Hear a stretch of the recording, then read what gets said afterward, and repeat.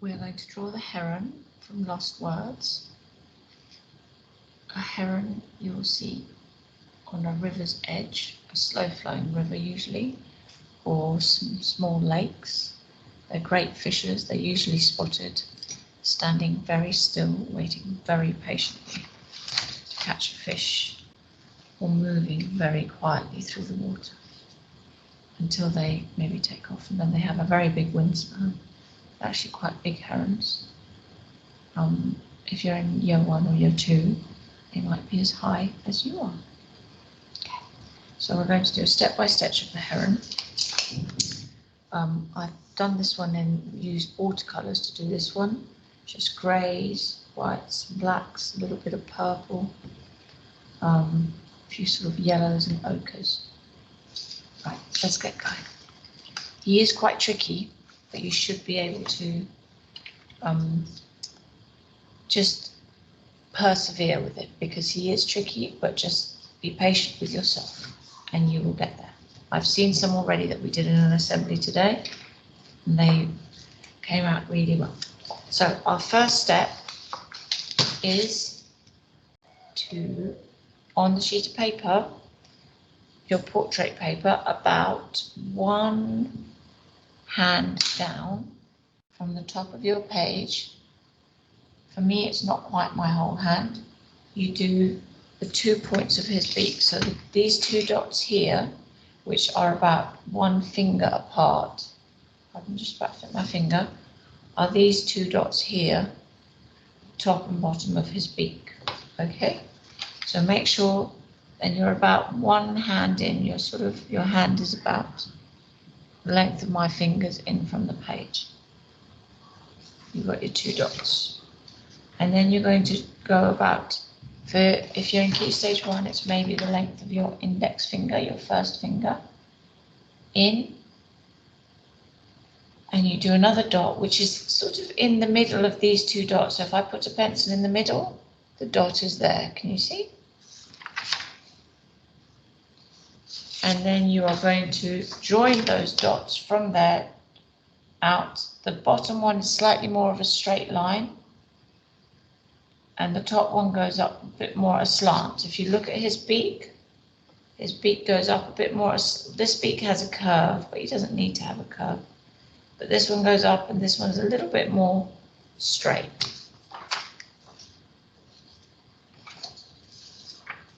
Now we're going to, I've just done that one, we're going to do the back of his head.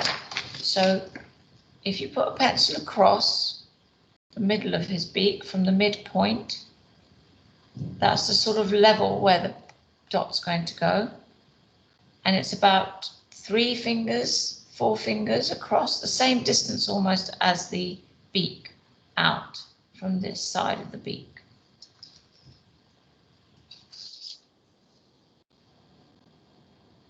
And then you're going to join from the top of the beak to here, but you don't just do a straight line. We're going to do, he has these lovely sort of feathers at the top of his head that go a little bit fuzzy almost. So I did some small feathery zigzags in and out. Use your pencil really lightly. Don't press down hard. Use it really lightly just to indicate that those are there. They don't look great here because they're in felt tip pen, but if you're in pencil, you can just do a few soft ones up and down, about 4 or 5, and then you go over the hill and down to that dot. Now we're going to add the eye. So the eye, you come back to under the fuzzy bit that you've just done, and it's maybe, it's a circle, but not quite a perfect circle, in fact. And you just do a sort of little shape, and to help you can maybe colour it in a little bit black now, just to help you see. It's quite very, very tricky, his eye. You don't colour all of it in, just add a little bit of black in the middle. If you have a pencil, you can do that afterwards, okay? It just gives them a bit of character. Yeah, you could do that with pencil, you can do it afterwards. The next step, you come to the bottom of his beak, and the same sort of distance that you used for his beak, you're going to use for the distance here, for this dot, which is, for me, it's about 3 fingers. My beak is about 3 fingers, and I come straight down. I don't draw the line straight down, but I put the dot. And then I come out about a finger from the edge of his beak, about a finger, and this side, I do a little line in the middle just to help guide me, because I'm going to now draw his lovely plump chest. He's got this amazing chest that sticks out. So that's going to help guide me draw that. And then you join the line. So you come from the bottom of the beak out to that curve, and then you come back round down to the dot that you did before. So you've got this lovely shape. It's almost, if you turn it on its side, it's like a mountain, isn't it? Now you come to the back of his head, and you're going to come to the edge of your page, and you almost come in a slow, gentle slope coming down. So from the back of his head, gentle slope coming down.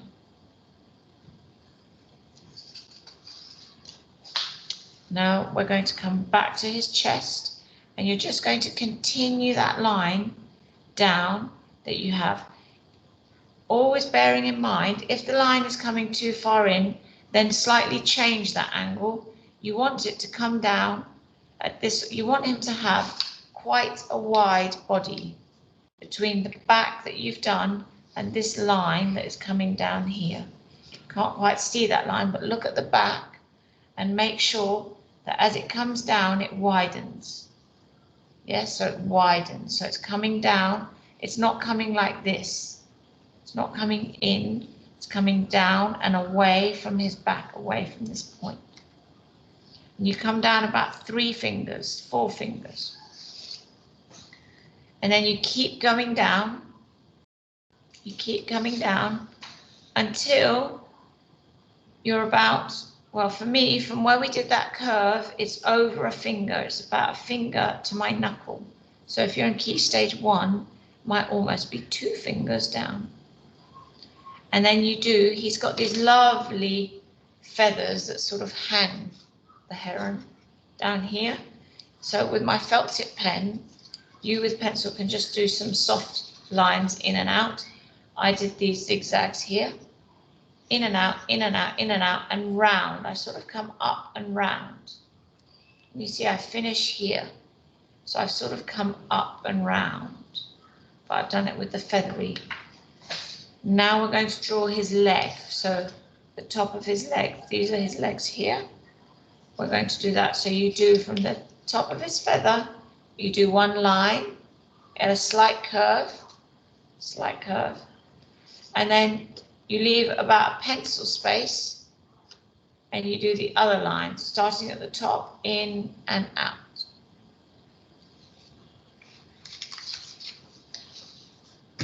And then we're going to add his knee, which is actually, if you're in key stage 2 and you're already introduced to brackets, which most of you will be, it's a set of brackets, really, isn't it? And my pinky finger fits in those brackets. And then coming out of those brackets, you do 2, they're almost parallel lines for his legs. Yes, the bottom of his legs. I didn't worry about doing his feet because you can imagine that he's in long grass, so you can always draw some long grass or water. We're not going to worry about actually drawing his feet. Feet are very, very complicated. Now you're going to draw his other leg, which is behind. So this leg that you've just drawn is in front. Draw the other leg that's behind. And to do that, you come up to where the knee is and you just draw another set of brackets, almost coming out of that knee. Another set of brackets. Try and make them the same size as this knee.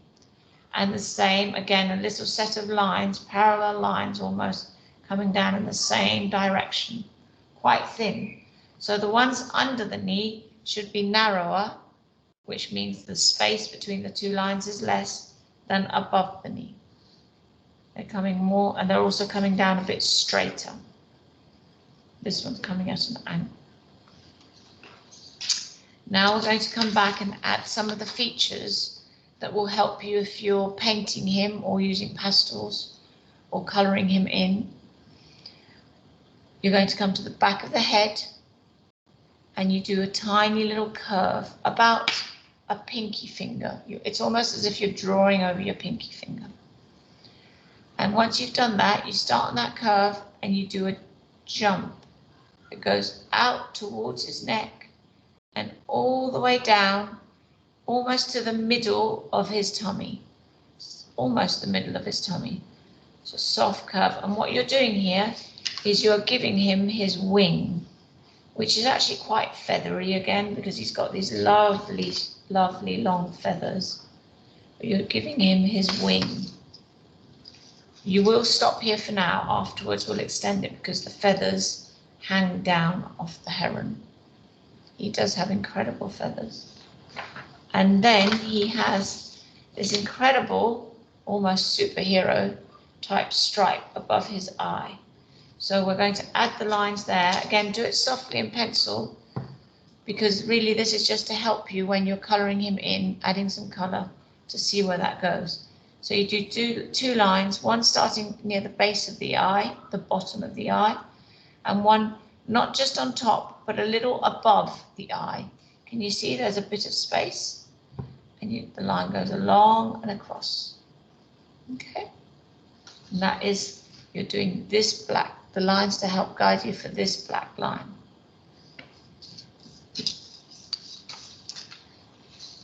Now we're going to add his feathers along the back. So all this detail here, this detail, which I'll show you now how to do. So you come down now to his leg, and above his leg, you draw a shape that's almost like a V, but not a hard V. It's got a curve to it. It's got a curve, comes one way, and then whatever curve you did this way, you match it, but going the other way. You make it look as same as possible, and that's one feather. Then you can come up and draw the shape again, and then you draw another one next to it, and then maybe you draw the start of one and it goes off the edge of the page. And if you've got a gap between two, like here, you draw another one here. You can join it with a little curve, and then you can add some other lines inside above, again just to show that he has all these amazing feathers. And then you come up to his chest, and again to help you with the colouring, you draw, he's got this lovely black line that comes around his chest, so you draw this black line coming around here just to help give some feature in pencil, but also when you're colouring him in. And then he has these amazing soft hanging feathers that are here. And to add these, you come to where you first drew your wing shape and you follow it round, and then you just do these lovely small sort of ins and outs, not big harsh zigzags, but it's almost like little tiny sort of jagged teeth, and sometimes just little lines coming in and out, following it all the way around to the end of that curve, to where the line straightens. And then you come where the line hits his body here, you actually extend that, because he actually has feathers that hang off his tummy. So you extend that line and do some long lines in and out, some jagged lines in and out like this, in and out. Okay, lovely long feathers. It's all this, which is better in paint, in watercolor or in pastel. Pastel will be quite hard to get that detail, but you should be able to. Okay, then you need to go to his head now, his beak. His beak, we're going to add in a little bit of detail. First of all, you draw a line from the top of his beak. It goes at a sort of wiggly line towards his eye. It doesn't quite touch his eye, wiggly line towards his eye. Then you come to the bottom of his beak, bottom and you do a zigzag that joins up with that line. So in, out, in, and it joins up with that line. In towards the beak, out towards the eye, in towards the beak, top of the beak. And you add a line along the middle. I actually painted it in here. It's very hard to do it like that. So just add a line in just to show, because obviously his beak does open. So this is a line just showing where the beak, and another little feature along the bottom. So it's just adding some detail to give him lots of extra detail in the pencil.